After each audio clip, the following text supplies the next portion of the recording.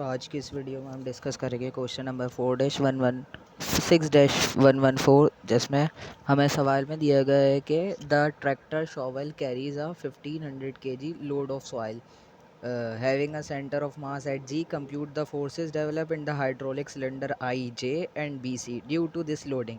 So देखें हमारे पास ये एक ट्रैक्टर है जिसके शॉवल में हमने जो है 1500 kg एक का जो है लोड ऑफ सॉइल है जिसका सेंटर ऑफ मास इस जी पॉइंट पर है जो कि हमें बताया गया है इस क्वेश्चन में ही। इसकी वजह से इस लोड की वजह से पैदा होने वाली फोर्सेस जो है हाइड्रोलिक में है आई जे और बी सी वाले में, तो ये हमें डिटरमाइन करनी है। तो इसके लिए हम सबसे पहले देखें हमें बनानी है एफ बी डी। तो एफ बी डी हमने ड्रॉ करी है इस तरीके की। हमें क्या कैलकुलेट करना है कि इसमें फोर्सेस होने वाली, तो हम इस कंपोनेंट को सॉल्व करेंगे आहिस्ता आहिस्ता। तो हमने पहले शॉवल लिया है, तो शॉवल पे हमने क्या करा, इस पॉइंट डी पे, जो इस पॉइंट डी पर है, इस डी पॉइंट पे कितने फोर्सेस होंगे हमारे पास, दो फोर्सेस होंगे एक्स और वाई, क्योंकि ये 2D में हमें क्वेश्चन दिया हुआ है तो इसके दो कंपोनेंट बनेंगे यहाँ पे एक्स और वाई में। तो इसको हमें इसकी वैल्यू हमें नहीं पता, तो हम यहाँ पे मोमेंट निकाल लेंगे इस डी पे। तो इसके लिए हम क्या करेंगे, summation of movement at point D equal to zero. हमने एक कंडीशन लगाई है, तो डी एक्स और डी वाई जो इस पॉइंट डी पे लग रहा है वो ज़ीरो हो जाएगा। तो हमें सिर्फ कैलकुलेट करना पड़ेगा, एक फोर्स होगी इसके अंदर एफ एच जो कि यहाँ लगेगी इस पार्ट में, जो एफ से एच पे ये इसको कनेक्ट कर रहा है इन पॉइंट को। तो इसके अंदर एक फ़ोर्स होगी ये वाली और एक फ़ोर्स होगी हमारे पास जी पॉइंट पे, ठीक है। तो हम इसको सॉल्व करेंगे अब, और इस एफ एच को हमें दोनों तरफ ब्रेक करना पड़ेगा क्योंकि इसके दोनों कंपोनेंट जो होंगे वो इफ़ेक्टिव होंगे डी के ऊपर मोमेंट पैदा करने के लिए। तो हम क्या करेंगे, इस एफ एच को अगर हम देखें, इस एफ एच के डिस्टेंस, इस एफ से एच पार्ट पे जो डिस्टेंस लग रहा है, तो एफ और एच का ये वाला डिस्टेंस जो एक्स एक्सेस पर हॉरिजॉन्टल डिस्टेंस एफ और एच का, वो है हमारे पास 200 मिलीमीटर का या 0.2 मीटर का। और इस पर वर्टिकल डिस्टेंस एफ से डी तक का, तो वो हमारे पास आ रहा है 300 मिलीमीटर और 100 मिलीमीटर। इसका मतलब टोटल 400 मिलीमीटर या फिर हम कह सकते हैं 0.4 मीटर का। तो हम इसको रिजॉल्व करेंगे, डी पॉइंट पे लगाना है, तो हम पहले इसका ये हॉरिजॉन्टल कंपोनेंट देख लेंगे, जहाँ से वर्टिकल डिस्टेंस देख लें। तो ये मैंने 0.4 निकाला था, इसको अगर हम सॉल्व करेंगे, एफ एच हमें पता नहीं है, अननोन है, तो हमने एफ एच अननोन लिख लिया। और इसके जो ये 0.2 वाला डिस्टेंस था हमने जो देखा था इसके नीचे जो ये वाला डिस्टेंस है वो 0.2 डिस्टेंस है, जो कि मीटर में हमने करा था 200 मिलीमीटर को, और इसका वर्टिकल जो था एफ से लेकर एच तक का वो 300 मिलीमीटर था, ठीक है। तो हम इसको सॉल्व करेंगे, जो यहाँ मैंने ट्राइंगल जैसे ड्रॉ कर लिया 0.2 और 0.3, ठीक है। तो हमें इसका एफ एच में इसका ये वाला हॉरिजॉन्टल कंपोनेंट चाहिए जो ऐसे लग रहा है। तो इसकी फोर्स यूँ लगेगी, मतलब इसको एंटी क्लॉकवाइज घुमाएगा तो वो पॉजिटिव कंपोनेंट होगा, और क्या होगा 0.2 डिवाइडेड बाय इसका जो है क्या कहते हैं इसको, एच वाला डिस्टेंस जिसको हम हाइपोटेन्यूस कहते हैं। वो कैसे निकालेंगे, 0.2 का स्क्वायर 0.3 का स्क्वायर, उसको सम करके इसका स्क्वायर रूट ले लेंगे तो उसका एक्स कंपोनेंट आ जाएगा, जैसे हम ट्राइंगल के रेशियोज से रिजॉल्व करते हैं फोर्स को।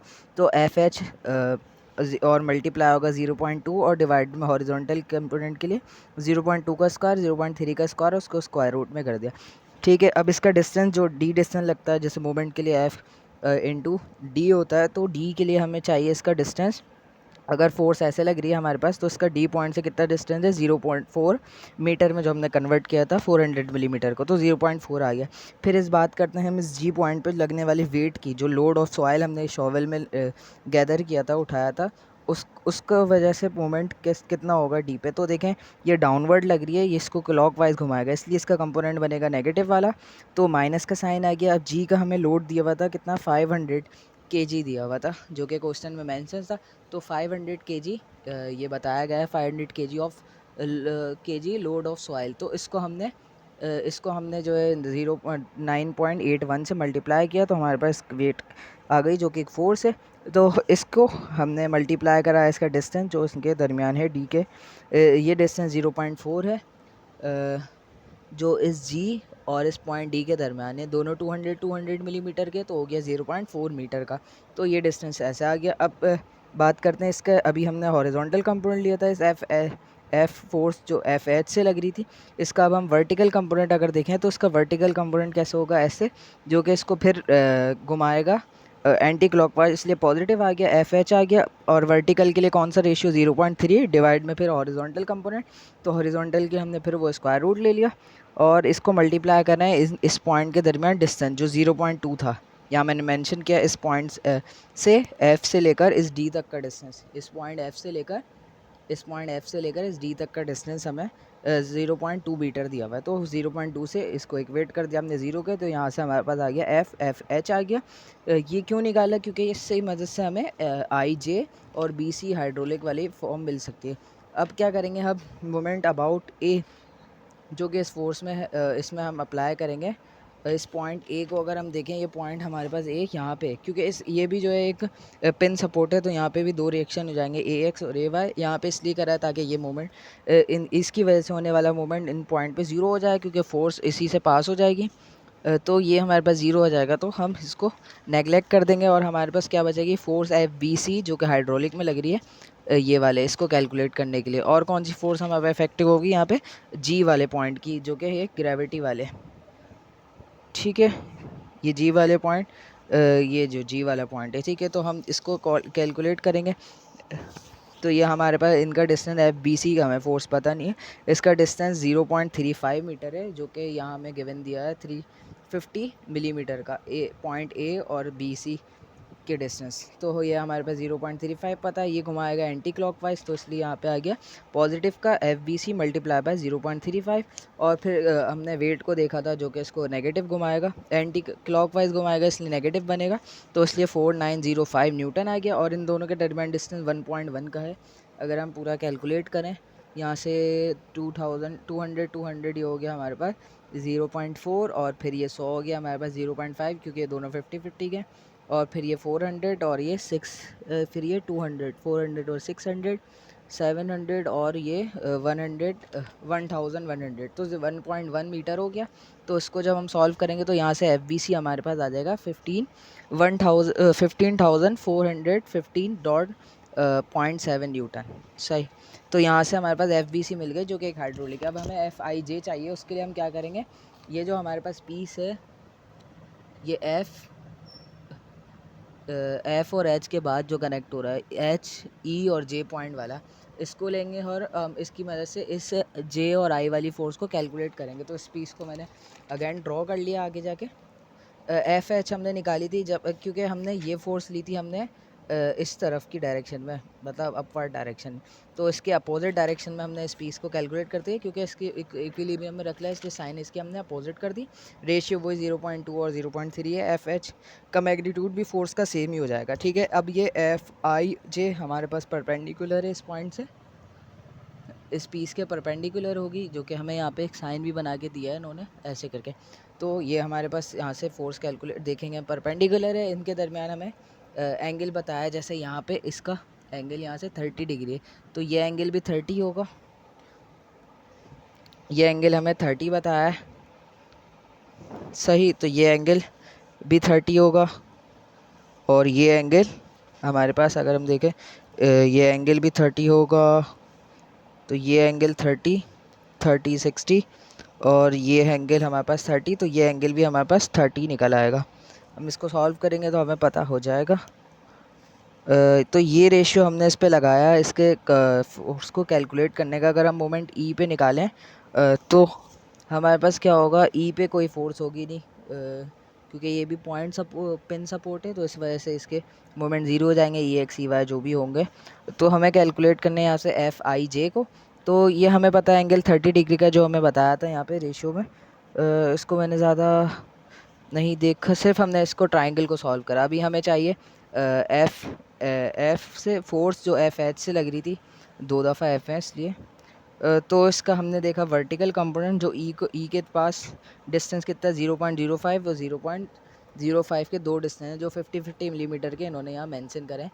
तो ये हमारे पास डिस्टेंस मीटर में होगा 0.05, और ये भी 0.05, तो हो जाएगा 0.1 मिलीमीटर का। तो हमने इसको ये पूरा ट्राइंगल को हमने एक्सट्रैक्ट कर लिया, यहाँ मैंने मेंशन कर दिया। ये एंगल हमें पता है 30 का। अब हमें कौन सा डिस्टेंस चाहिए इसका अगर हम हॉरिजॉन्टल कंपोनेंट देखें तो हमें इसका डिस्टेंस पता है 0.01 वाला। ठीक है, अब हमें इसका चाहिए वर्टिकल कंपोनेंट, जैसे ये 0.02 वाला है, तो 0.02 वाला एफ एच इसको अगर हम देखें इसको, ये इस तरफ डायरेक्शन में होगा, तो इसको कैसे घुमाएगा, नेगेटिव भी घुमाएगा और इसका वर्टिकल कंपोनेंट भी और हॉरिजॉन्टल कंपोनेंट भी दोनों इसको क्लॉकवाइज घुमाएंगे, इसलिए नेगेटिव नेगेटिव साइन ही आया।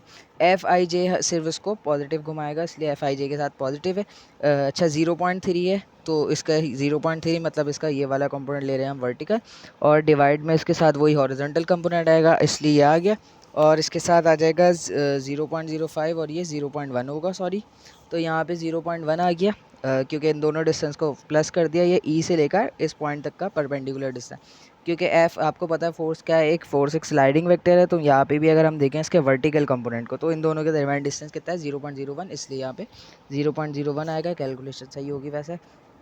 तो हमें ये डिस्टेंस यहाँ भी मैंने 0.1 ही लिखा है मीटर में करके। सो ये एंगल हमें पता था 30 डिग्री, ये हमारे पास एक ये कंपोनेंट हो गया। अब बात करते हैं हॉरिजॉन्टल कंपोनेंट की। नेगेटिव साइन मैंने बता दिया कि दोनों में नेगेटिव साइन ही आएगा। अब इसका 0.2 होगा वर्टिकल डिस्टेंस, और डिवाइड में फिर वही हॉरिजॉन्टल कंपोनेंट के लिए मैंने ये फार्मूला जो कि हमने पाइथागोरस से ड्राइव भी किया हुआ है, ये फार्मूला लगा लिया। अब इसके हमें डिस्टेंस चाहिए, कौन सा डिस्टेंस, इस पॉइंट से लेकर इस पॉइंट तक का ये डिस्टेंस चाहिए हमें, ई तक का डिस्टेंस ये चाहिए एक्स। तो ये पूरे ट्राइंगल को मैंने एक्सट्रैक्ट कर दिया यहाँ पे 30 का एंगल, ये इसकी लेंथ को मैंने बोल दिया एक्स मुझे चाहिए। अगर हम देखें, मुझे 0.1 पता है, एंगल पता है, एक्स पता है, तो ये परपेंडिकुलर है, ये इसकी बेस है। तो हम यहाँ पे रेशियो लगा सकते हैं tan का। तो tan का रेशियो क्या हो जाएगा, base upon perpendicular upon base हो जाएगा tan का रेशियो। तो परपेंडिकुलर हमारे पास क्या है, tan थीटा, अगर हम देखें tan थीटा हमारे पास आ जाएगा 0.1 डिवाइडेड में x आ जाएगा। तो x की वैल्यू क्या आ जाएगी हमारे पास, यहाँ से x बराबर होगा हमारे पास, अगर हम इसकी चेंज अगर tan को इधर लिया और x को पढ़ लिया, तो 0.1 डिवाइडेड में आ जाएगा tan, और थीटा हमारे पास कितना है 30। तो यही मैंने डिस्टेंस यहाँ पे x निकाल लिया कि 0.1 डिवाइड बाय tan 30। तो 0.1 और tan 30 यहाँ आ गया डिवाइड। अब एफ आई जे की बात करते हैं, एफ आई जे की। तो एफ आई जे इससे परपेंडिकुलर रहेगा। तो अब इस जो एंगल यहाँ 30 डिग्री है, वो भी एंगल यहाँ 30 डिग्री होगा। तो अब इस ट्राइंगल को एक्सट्रैक्ट अगर हम करें, जो मैंने यहाँ पे किया है y, इसको मैंने डिस्टेंस को परपेंडिकुलर डिस्टेंस जो मुझे कैलकुलेट करना है उसको मैंने y का नाम दे दिया। ये हमारे पास लेंथ 0.05 की है, तो मैंने 0.05 ले गया। मैं इंटरेस्टेड हूँ इस y के लिए, तो हमारे पास परपेंडिकुलर और हाइपोटेनियस का रेशियो हमारे पास साइन का होता है, जो कि होता है साइन परपेंडिकुलर अपॉन हाइपोटेनियस। तो परपेंडिकुलर मेरे पास थी 0.05 और डिवाइड में y आ गया। तो यहाँ से y की वैल्यू मेरे पास आई 0.05 डिवाइड में साइन 30, जो कि एंगल 30 था। तो यहाँ पे मैंने वही रख दिया, और एफ आई जे मुझे अननोन है, यही कैलकुलेट करना है। तो यहाँ से हमारे पास यहाँ पे इसका परपेंडिकुलर डिस्टेंस भी मिल गया, जो मैंने y से इक्वेट करके यहाँ से निकाल लिया।